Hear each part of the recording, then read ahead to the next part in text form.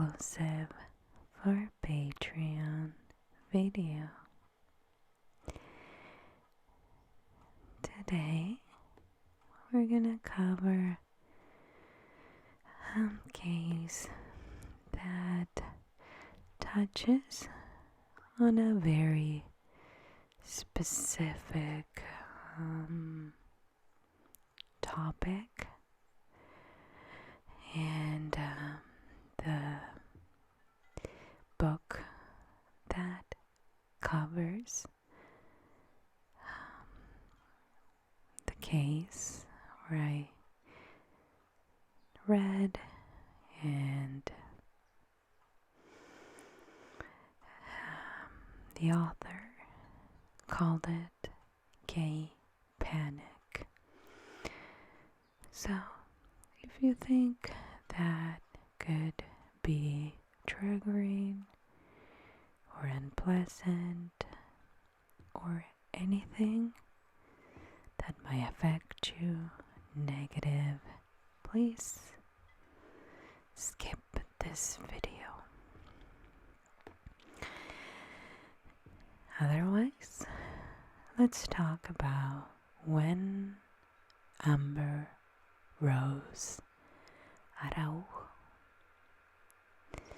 who was born in the year 1985.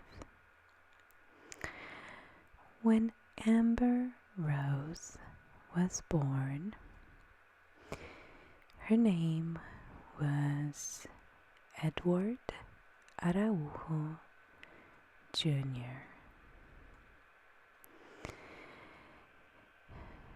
So let's dig a little bit deeper into this case.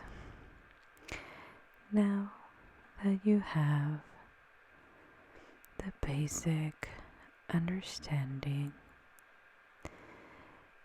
of, in this case, what allegedly was the root of, quote unquote, the problem. When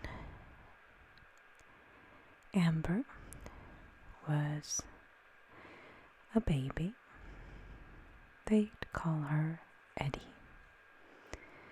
At the time, Eddie was referred as a man. In the beginning,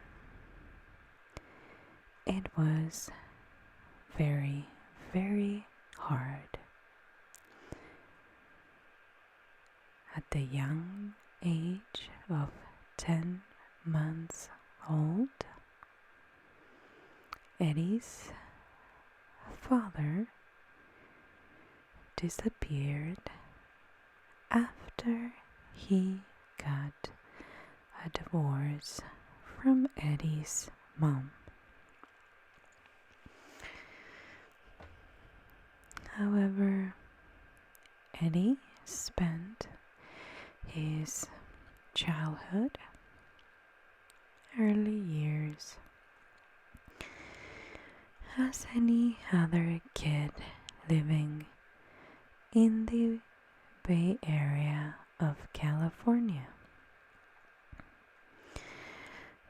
He loved baseball, fishing, camping.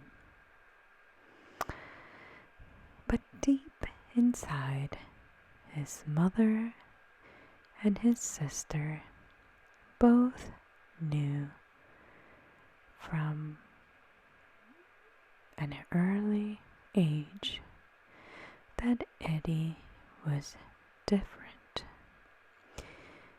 They couldn't understand or put their fingers on the problem, but they knew something was different. Now, there was no quote unquote problem. He just behaved differently. Despite liking baseball and fishing and your typical boy activities, as some would call it, Eddie was extremely feminine.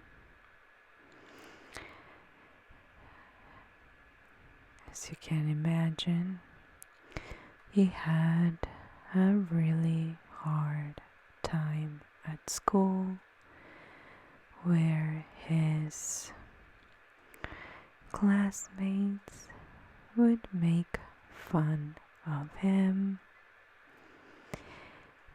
but thankfully he still had friends that accepted him for who he was. When he turned 14 years old, he took the courage to express himself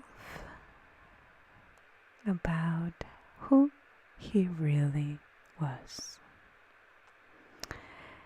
He, at the time, couldn't pretend to be a boy any longer.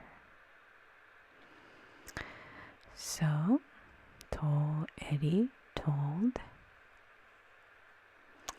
his mom that he was transgender and was very clear that he wanted to become a girl.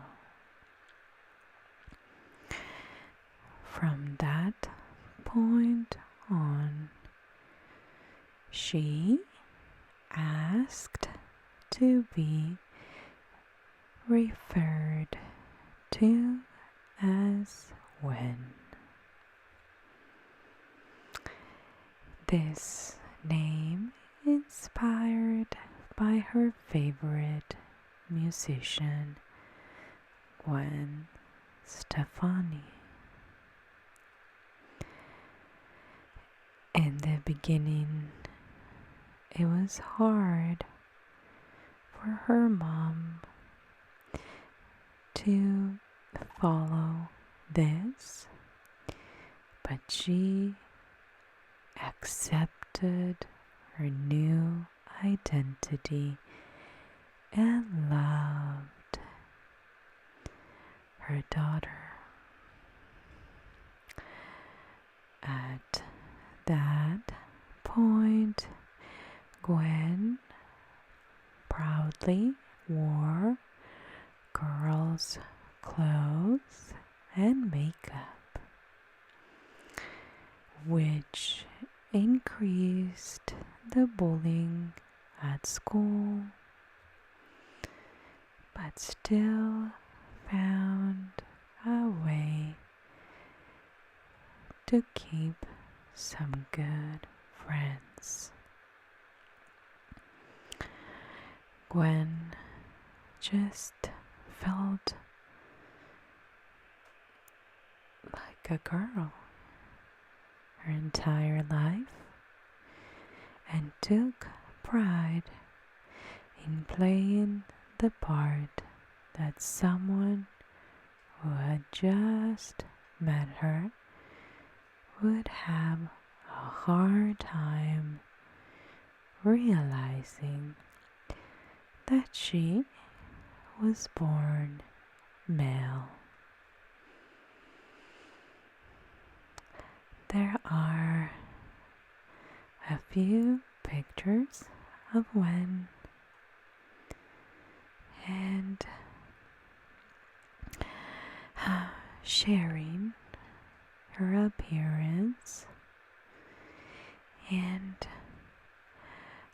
the way that she would dress was the typical teenager dressing like.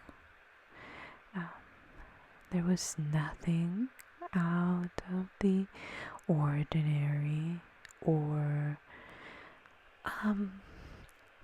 any pictures I see suggest she was trying to grab the attention. She was one girl more at school.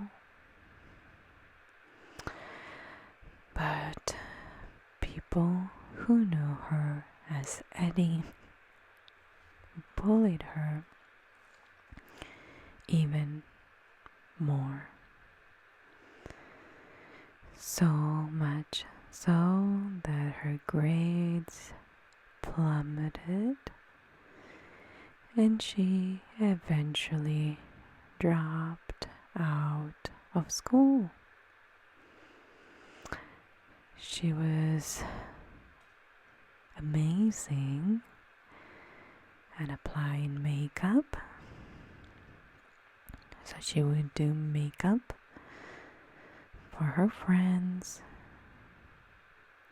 She wanted to go to cosmetology school, move to Hollywood, and become famous. But finding a job was hard. Gwen would show up to interviews looking like any other girl. But the name on her job applications didn't match her appearance, and sadly that meant that she was usually turned down. So by the age of 17, she had planned to begin hormone treatment and undergo surgery to become a woman.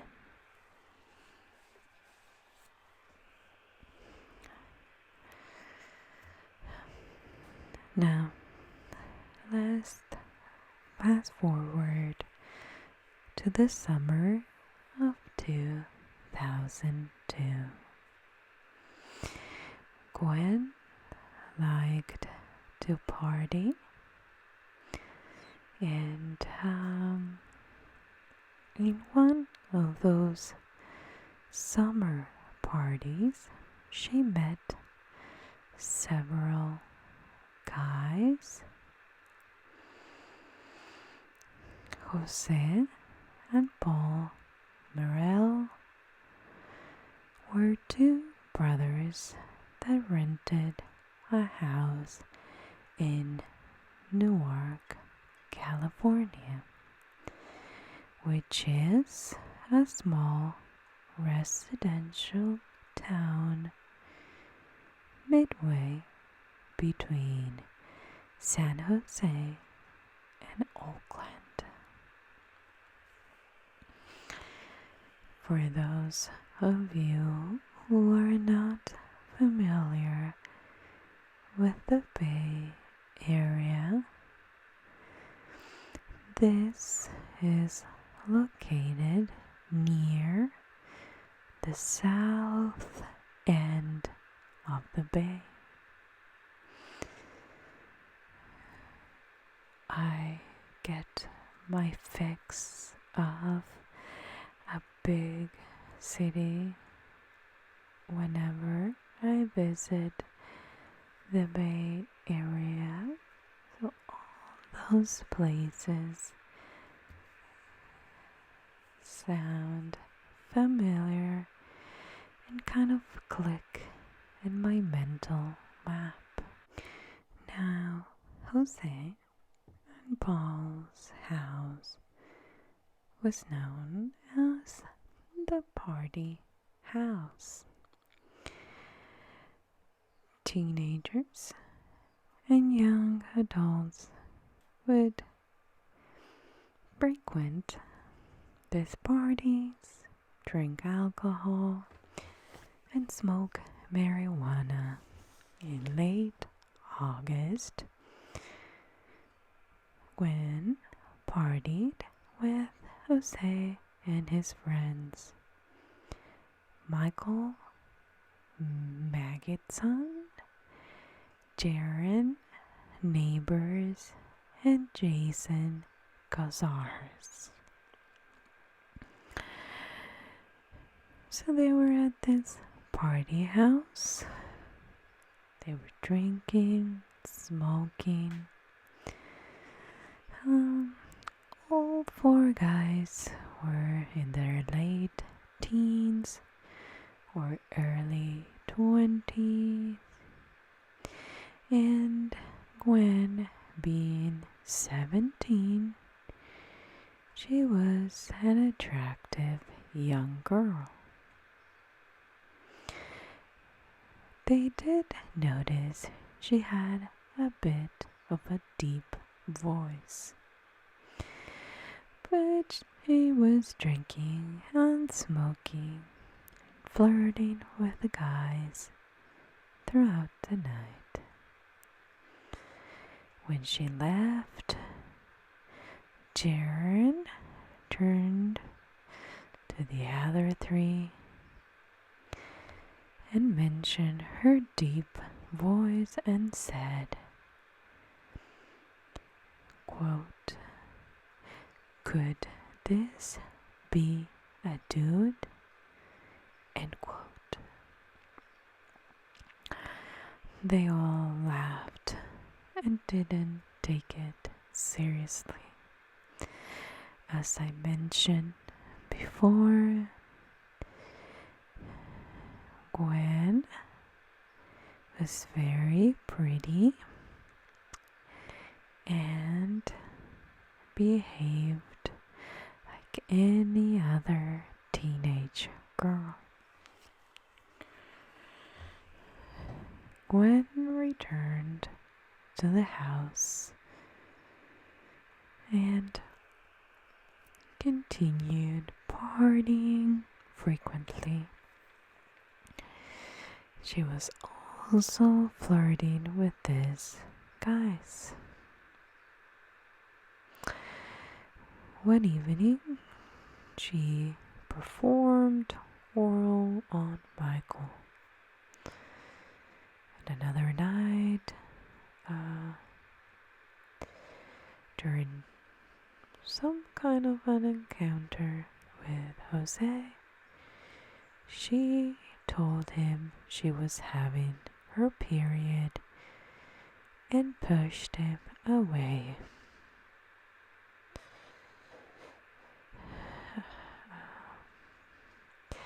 They still had sex without Jose realizing she was a man.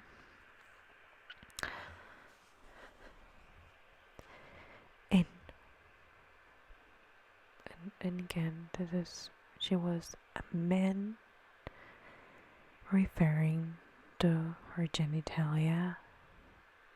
And Jose's older brother Paul had been dating a girl, Nicole, that's her name. She often partied at the house too. Now, Nicole was a tomboy, a tough girl. She loved to fight. She had never lost a fight until she met Gwen. At the end of one of those party nights, Nicole challenged Gwen to give the men in the room a striptease. The young men, of course, gathered around, but Gwen wanted no part in it. Nicole continued to push for the challenge to happen, but then ended up in a fight with Gwen. In the end, the guys pulled them apart.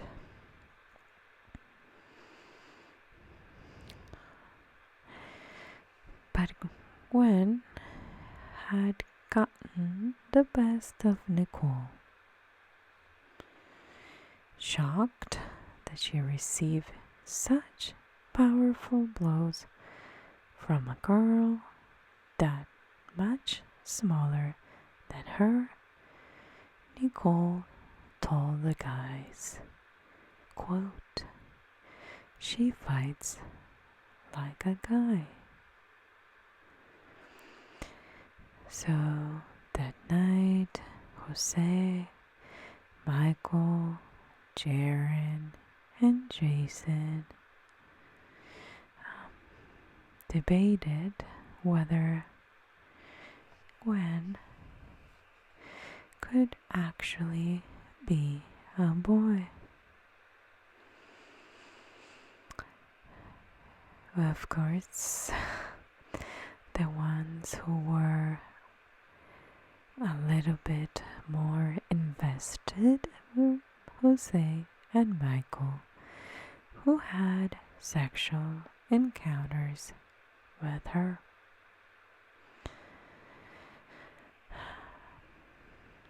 They questioned their own manhood, and in the end, they concluded that Gwen was a man. They even said something like, if she was indeed a male, something bad could happen. Now it's October 3rd, 2002, and the four men were at a nightclub early in the evening.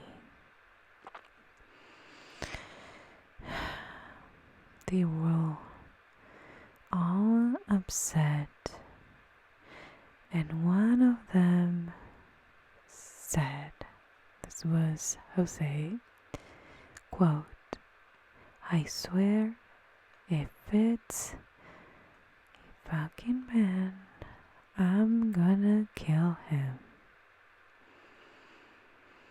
If it's a man, she ain't gonna leave," end quote. Michael replied, quote, "I don't know what I'm gonna do." Jaren said, "Whatever you do, make sure you don't make a mess." Gwen had no idea about this. She was back at the house, drinking and smoking with Nicole and Jose's brothers, Paul and Emmanuel. When the four guys returned from the club after midnight,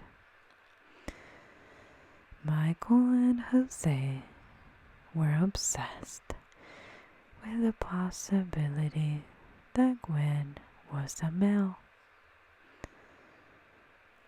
A little after 3:30 a.m., Paul and Nicole were preparing to go to bed in the back bedroom when they heard some noise in the kitchen.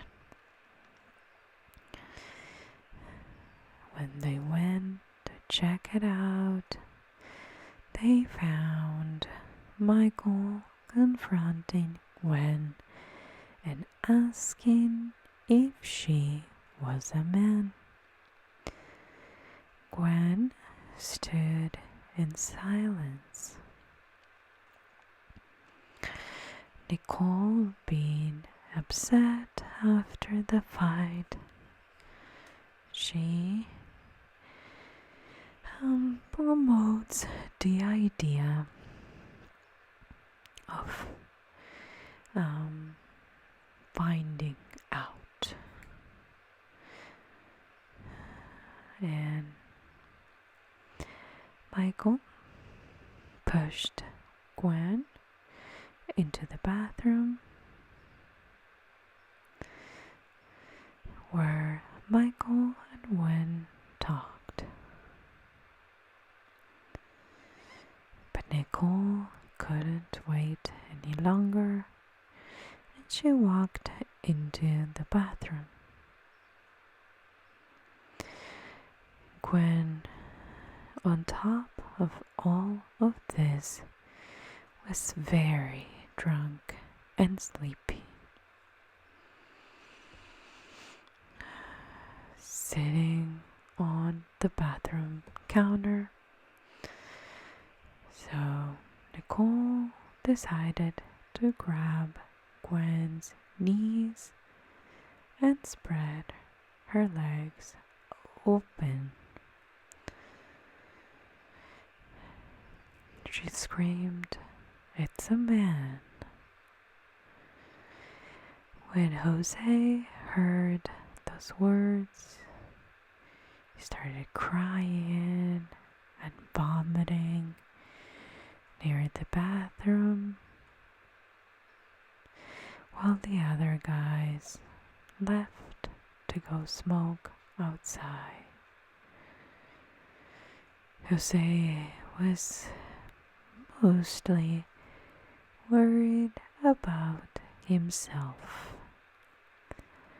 He repeated, quote, "I can't be gay. I can't be gay." He was in his own world of self-pity. Nicole then decided to turn to the other three.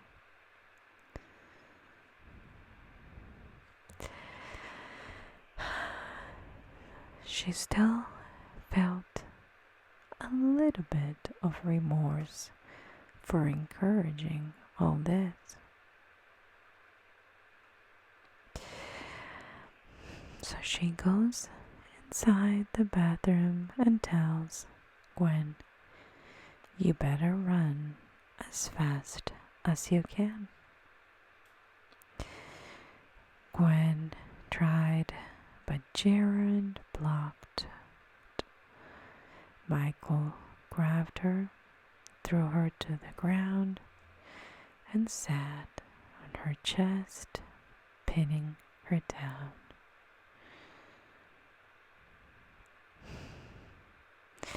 He was screaming at her,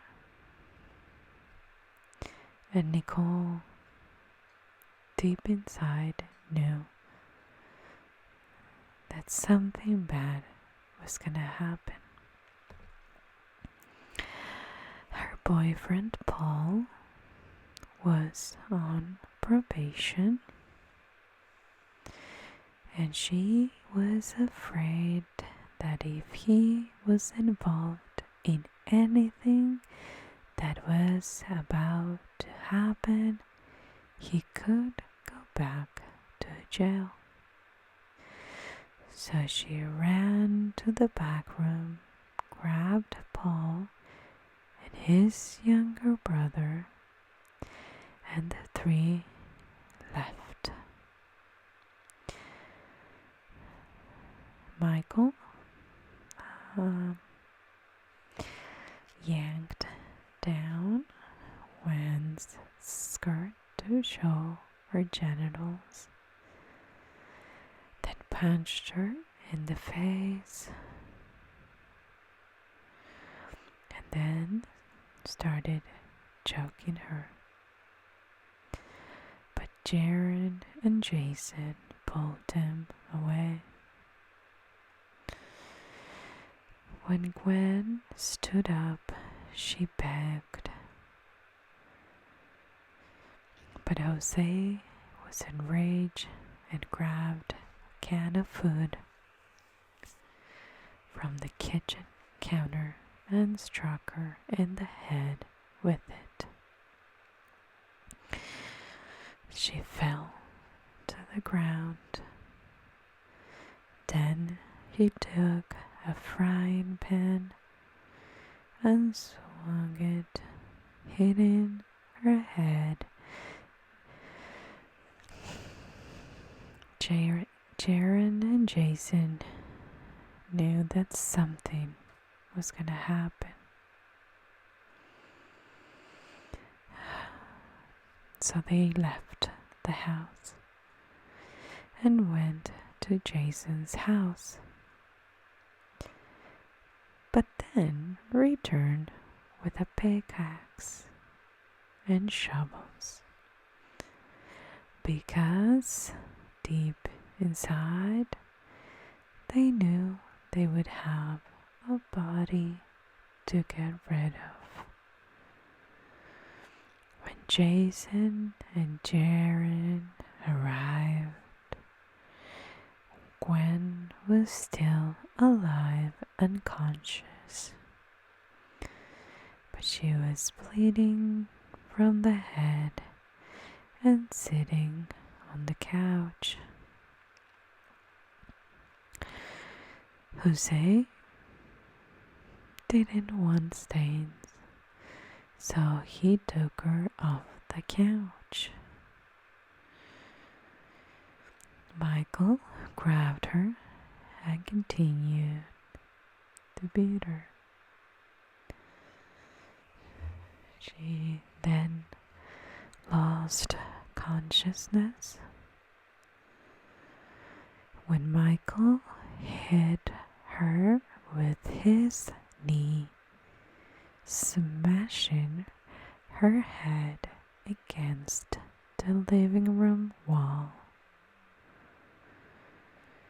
Jason then joined in and started kicking her,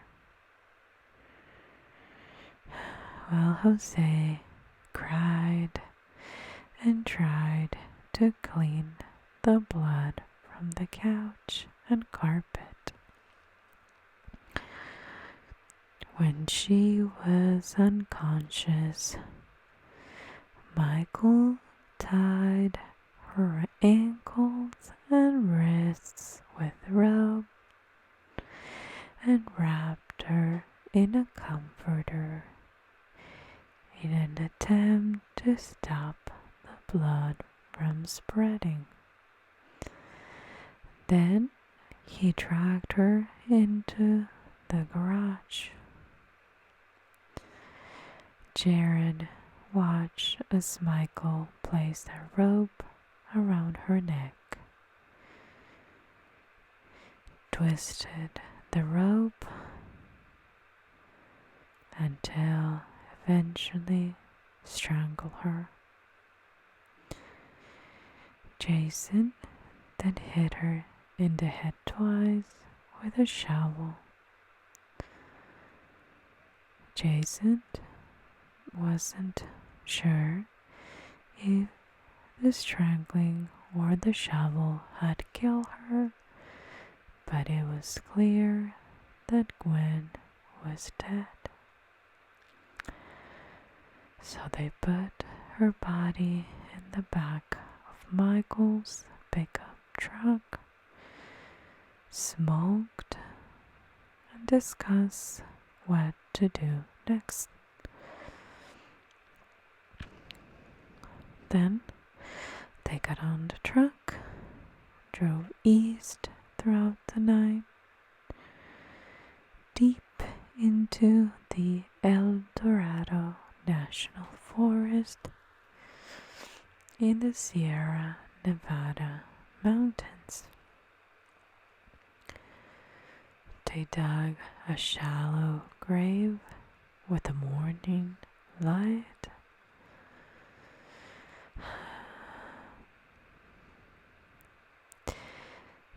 Put her in the ground, covered her, and had breakfast at a fast food place on the way home.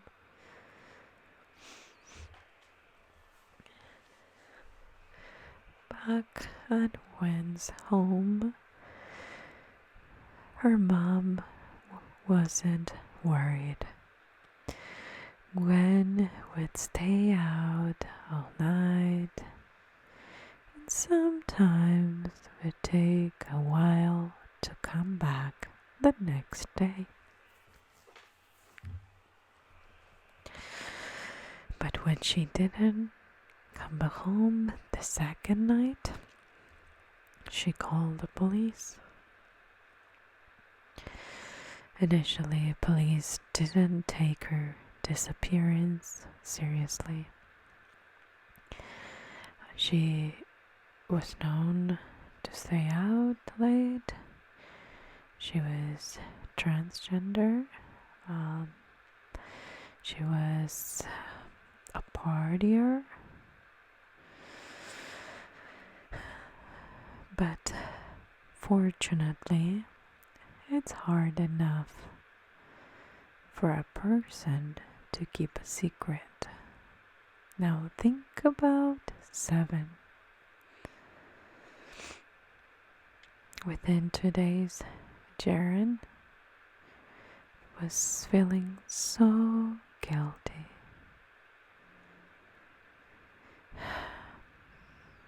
He confessed to a friend that he and the other 3 guys, what they did. Jaren's friend went to police with the information and agreed to wear a wire. So police recorded the conversation. Jaren incriminated himself and was quickly arrested. On October 15, 11 days after they buried Gwen, Jaren neighbors led the police to the gravesite. The other guys were also arrested. However, when Nicole Brown and Emmanuel Merrill informed police that Paul had left the house before the killing and took no part in the violence, he was released. Jaren sat in jail, and he started writing a letter to his girlfriend. Where he was telling her, admitting to what he did. This letter implicated Jason too, who at the time was only considered a witness. But Jason was subsequently arrested as well. But Jaren was the willing to speak of the group. After 4 months in jail, Jaron pleaded guilty to voluntary manslaughter, got 11-year prison with the little catch that he needed to testify against the other 3 during their trial. If he didn't testify, the charge would be changed to murder and his sentence longer.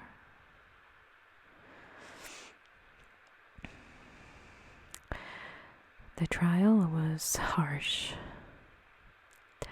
The prosecuting attorney referred to Gwen using her birth name, Eddie.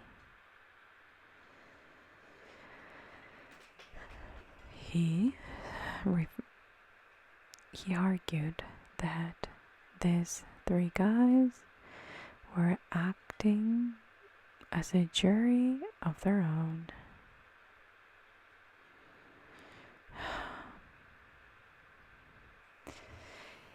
And that they sentenced Eddie for sin of deception, and he was found guilty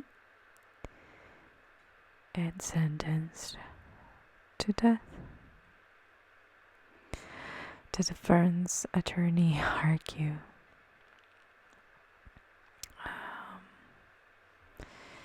he claimed his clients were shocked beyond reason, and quote, that they gave panic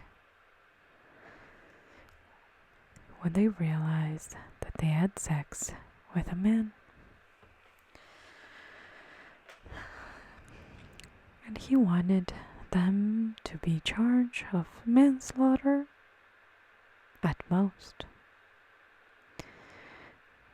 Jaron neighbors testified against his friends.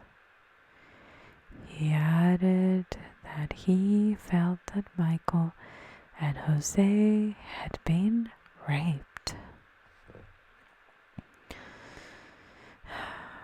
They felt like they needed to know the sex of the person that they were going to have sex with. He said also that he felt like they were forced into homosexual sex, which is his definition of rape. When the prosecution asked him how Gwen forced them, he said, through deception. It took the jury 9 days. They couldn't decide if the murder was premeditated. Most of the jury wanted to convict Michael of first degree. Some wanted to acquit the others. The trial ended in a mistrial because they couldn't agree.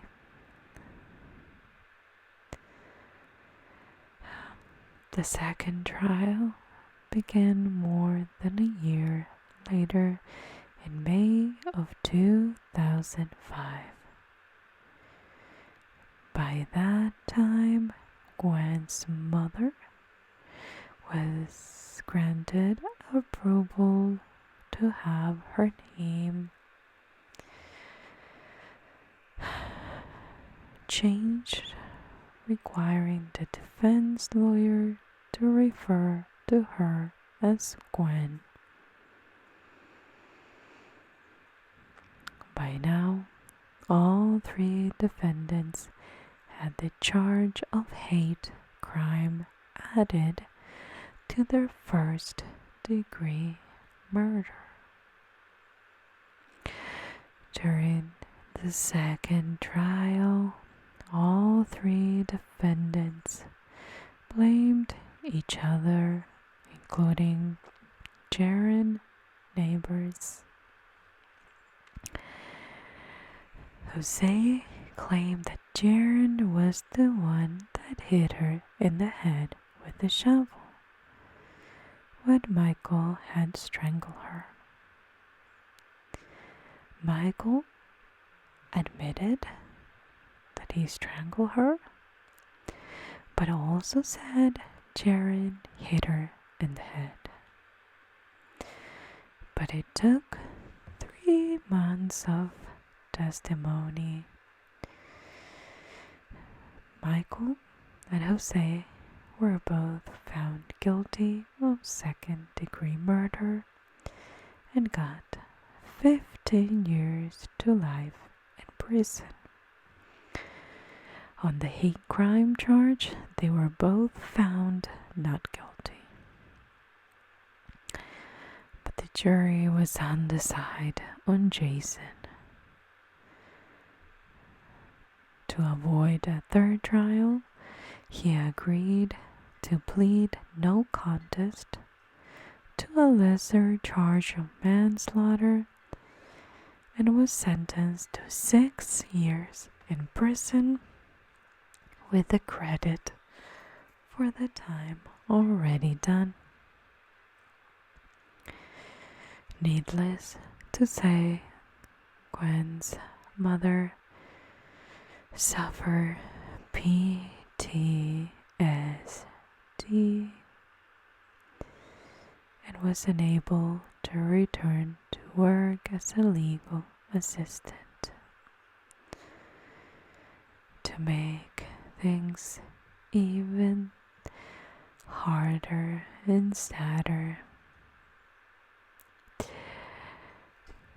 we now know that as of the year 2016, Gwen's mom was not only suffering from a mental illness now, but also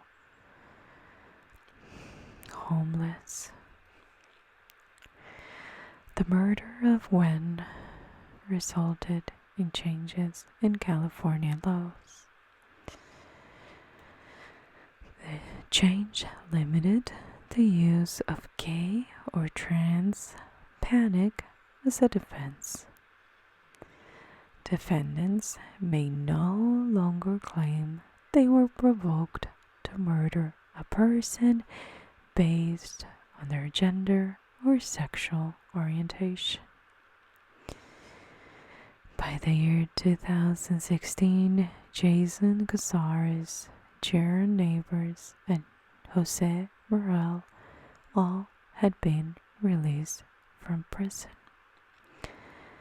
Michael, however, told his parole board that he was not ready to be released in 2016, so his parole was denied. Back in the year 2019, he was denied parole for a second time.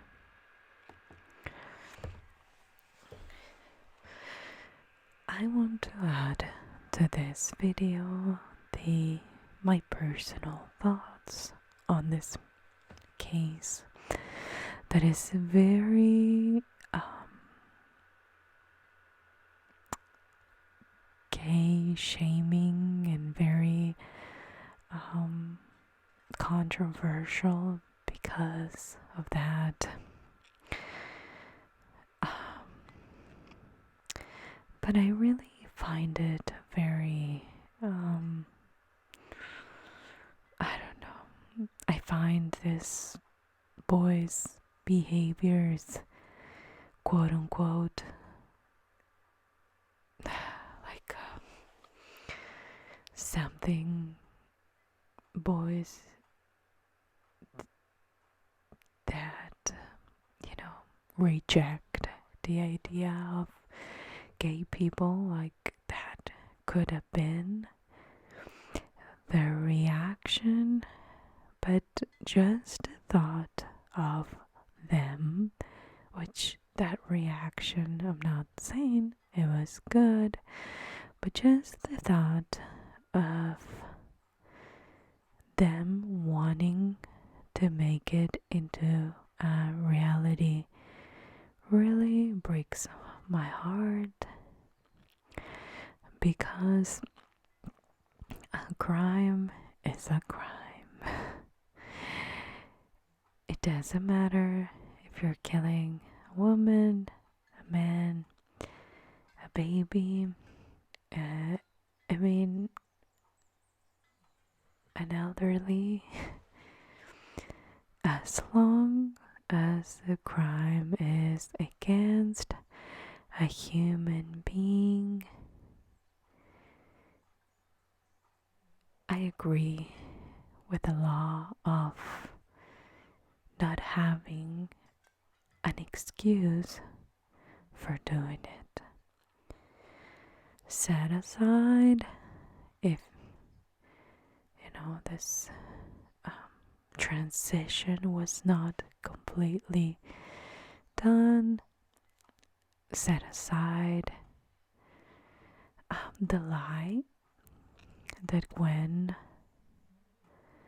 told this boys, having her period, not being honest, how she was born.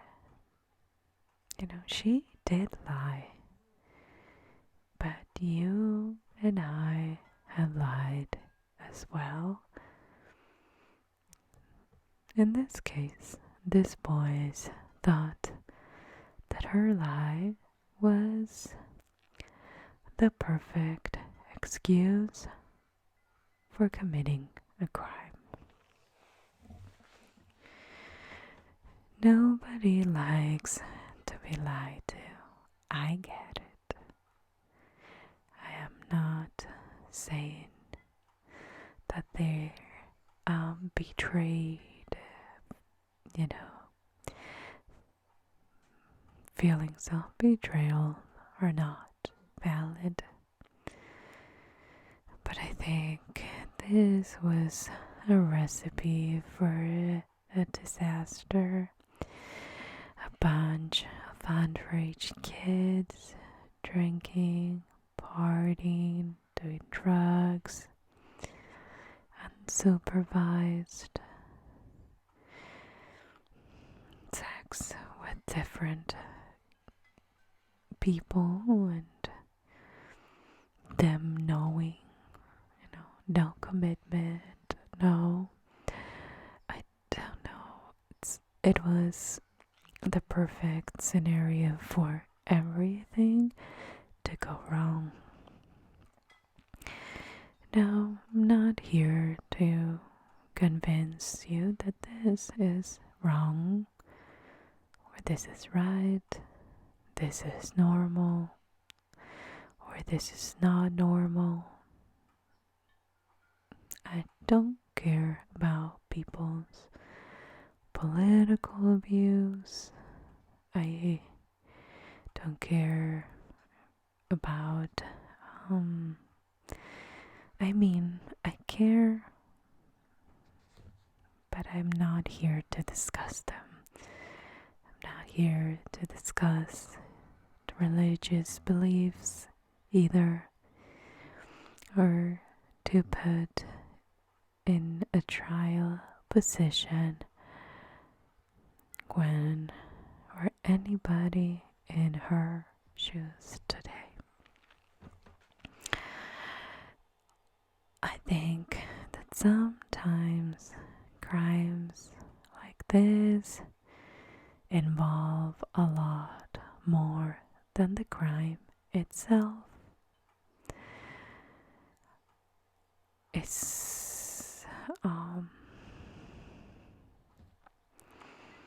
It takes a deep root in people's values and morals, and religious beliefs.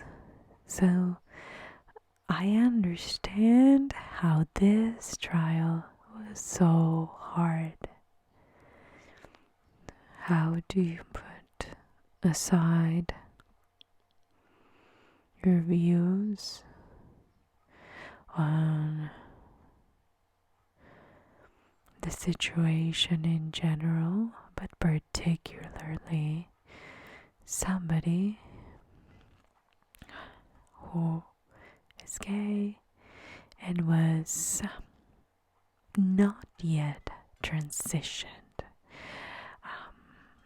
who identified as transgender? There's a lot of information out there that maybe you're more familiar with, but I just think that we can't, in the end, I think if we forget about who Gwen was, if we forget about how Gwen was born, and we just think about a teenager doing drugs, alcohol, casually having sex with each other, not only Gwen, I think we all need to agree that what's wrong, it's wrong. And what's murder, it's murder.